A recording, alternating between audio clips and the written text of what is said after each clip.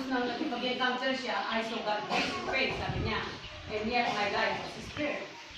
Yung pong ating verse, Genesis 22:30. And then, ang nangyari naman sa kanya, ito po. Ito pong sinasabi niya, dito sa pagyayapang na magbigay ng testimony ko, dati po kasi akong businesswoman.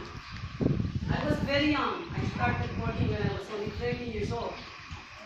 Maski noong hindi pa ako mananampalataya, meron na palang inumpisa ng Diyos sa akin, dahil naman lahat sa kanya ano po.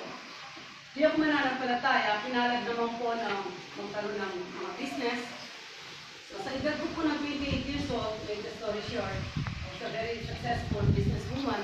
At that age, ako po'y nag-ibinado na.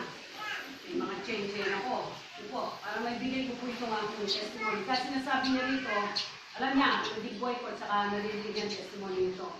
Nothing can take that place sa buhay ko. Sabi ko, palagi kasi sinasabi yung peace. Sabi ko, walang kwentang yaman kung wala kang peace. Nung pinaranas ni Lord ang kapayapang sa akin, dito may pagpalit ng kayabangan. Yun ang lagi ko sinasabi na yung testimony ko. Matagal na pala akong may nahanap. I remember I was very young and I looked far away, mga 10 years old. And then I was crying, hindi naman po ako sinaktan ng nanay ko. And I looked at the world and said, napaka-empty, napaka-lubot. Yun pala, nalaman ko yan, hanggang sa naborn-again ako, ang tao pala, we all have vacuum inside us. And only Jesus can fill that gap. So, nung tanggapin ko ang Panginoon sa ating buhay, inoper na ako ng buhay na walang hanggan. That was the turning point of my life. And asawa ko po ang minsan mag-share yan. Hindi mo na maano yung kanyang bibig sa kakashare. Kasi nakita po niya talaga yung asawa ko, sabi niya, ganito ganyan.